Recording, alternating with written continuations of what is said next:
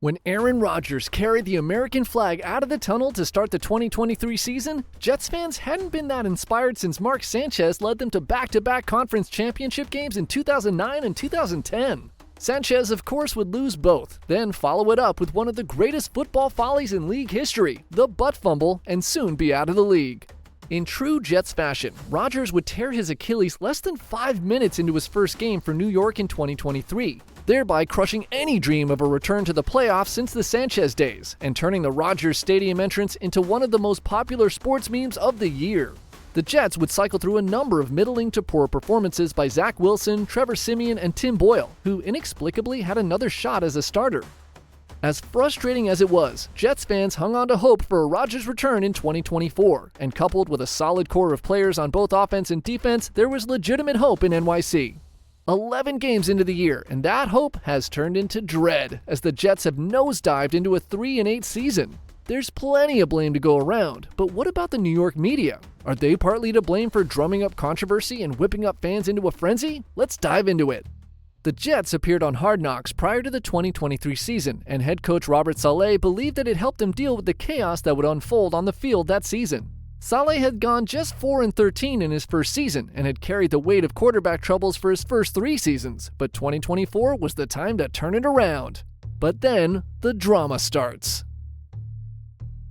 In June, Rodgers has an unexcused absence from a mandatory minicamp, which obviously doesn't sit well with the Jets, who fine him $50,000. He's probably turned it off by now. But there's got to be a way to finesse this. And there's a certain point where you just say, you know what? Maybe we're running the risk that if somebody decides in the future they're going to skip the first day of mandatory minicamp to attend some ayahuasca awareness convention or whatever the frick.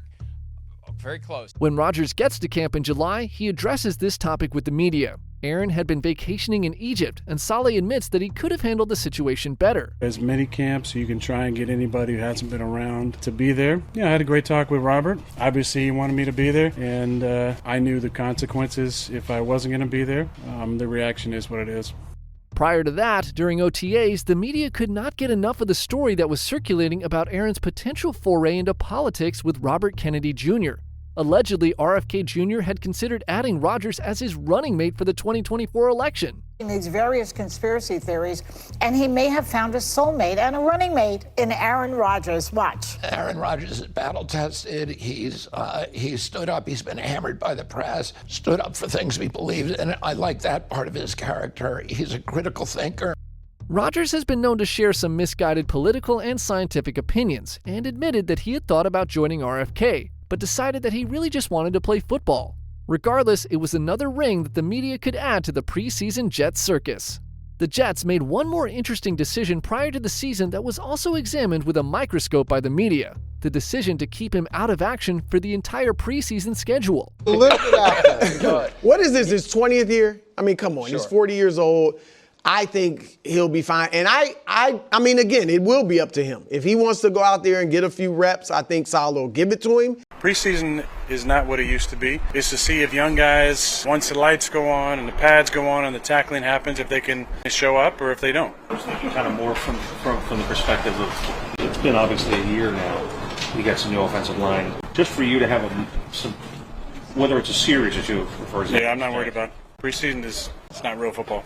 Saleh affirmed that the quarterback was ready despite no true game reps in any of the Jets' 3 preseason games.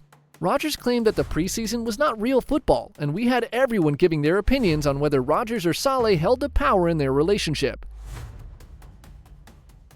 The Jets would kick off their season in a familiar place for Saleh, San Francisco, where he spent time as the defensive coordinator. New York was unimpressive on both sides of the ball, allowing 401 total yards on defense and looking lifeless on offense for the majority of the night.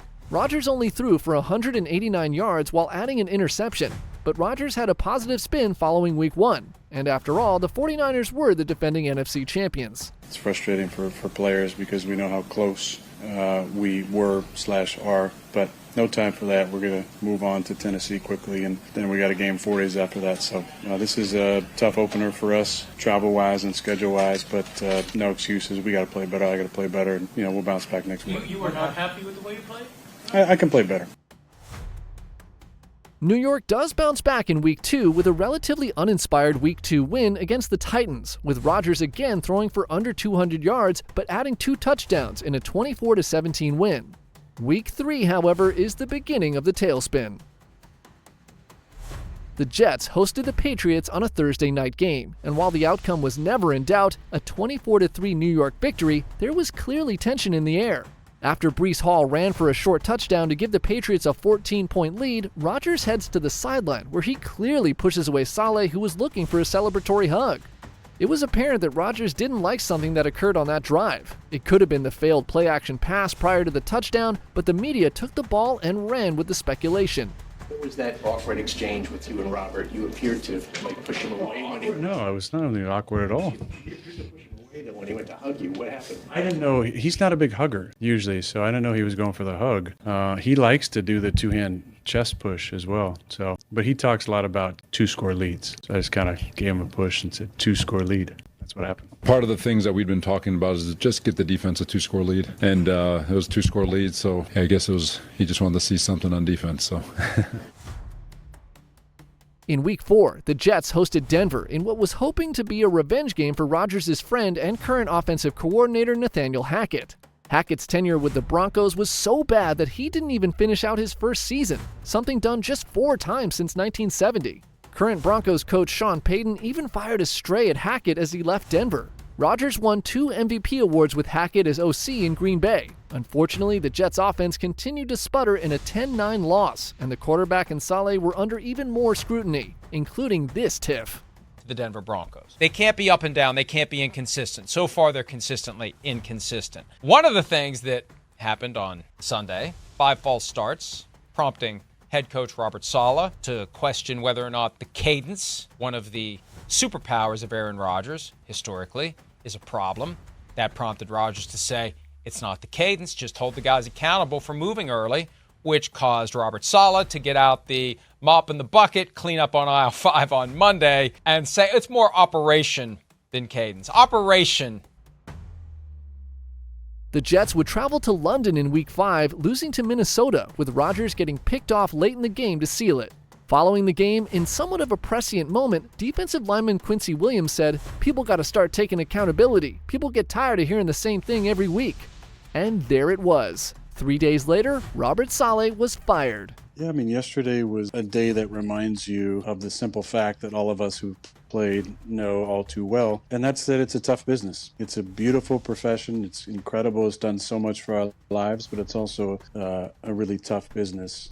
I love Coach Saleh. We have a very solid relationship. We have since, I met him in 2021 and had a nice conversation when they came and visited us for joint practices. He was a big reason why I came to the Jets. I felt like the team, was a solid team. Had a relationship with Coach Hackett, obviously, and I really liked Coach Saleh. Everything that Matt LaFleur said about him, the few interactions I've had, the times that we went against him, I just had a lot of respect for him. It was just a reminder yesterday how tough the business is. I think what people can forget in this is not only is Robert a fantastic human being and a damn good football coach, he's also a family man. He's got 7 kids. He's got an incredible wife. The business of football can be hard, not just on those of us who are playing and coaching, doing personnel things and ownership, obviously, but it's tough on the families. I've got to know Robert's family over the last couple of years, and especially one of his kids, Adam. Adam's my little throwing buddy from training camp.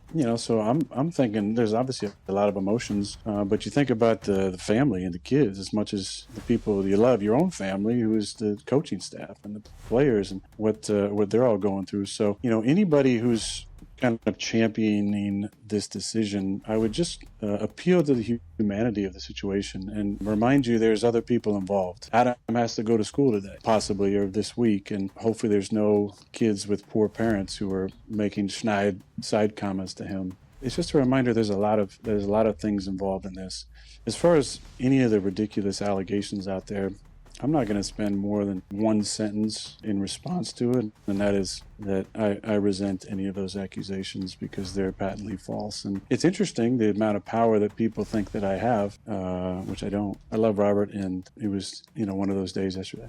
Why do you think it happened this week, and what is your reaction to it? Well, first off, I'll say I'm surprised that it happened week 5 or whatever. Because Woody Johnson, that's not his history. Woody lets Had never you done ride it out in the season. Had never done it. He's a guy that has the season play out, then he makes his decisions. Let me give you my opinion on all this because I've saved it for today, and then we'll get everybody in. So 2 things can be true at the same time. One of them is that this was completely unfair to Robert Saleh. He did not have a fair chance 5 games into a season in which a team is 2-3 and playing for first place on Monday night in the division is not a fair time to fire a coach. It is also true that he was a bad head coach. I said it last week. Those 2 things can both be true. This can have been the right decision even if it wasn't fair. None of this kept the media from speculating that Rodgers had something to do with the firing, especially after the shove heard round the world in Week 3. Jets assistant Jeff Ulbrich was tapped to take over for Saleh, and one of the first things he did was to relieve Hackett of his play-calling duties. As often happens with mid-season coach firings, things did not improve. The Jets would lose to Buffalo, and even though Rodgers had arguably his best game of the season, word came down that the Jets were trading for his old friend Davante Adams, with whom he has connected on 76 career touchdowns. The Jets would drop 3 of their next 4 games, including an absolute beatdown at the hands of the Arizona Cardinals, 31-6. Then, just this past weekend, despite being 4-point favorites at home against the Colts, the Jets collapsed in a 28-27 loss in Week 11, dropping them to a dreadful 3-8. So much for a rejuvenated Jets team. In the end, how much of a role did the media play in this mess? We live in a world where measured takes earn little to no clout, so the outrage on TV shows and social media will always be there. But this situation seemed to be a soup with the perfect ingredients. First, the New York media has always been vicious, especially with the historically less successful versions of their football and baseball teams. Secondly, we have one of the most polarizing figures in sports in Aaron Rodgers, who pretends that he can read medical textbooks better than he can read defenses. And finally, you throw in the expectations of a town that has an MVP caliber quarterback at their disposal, and maybe their outrage is exactly where it's supposed to be. What do you think? Drop your thoughts in the comments below, and don't forget to like and subscribe.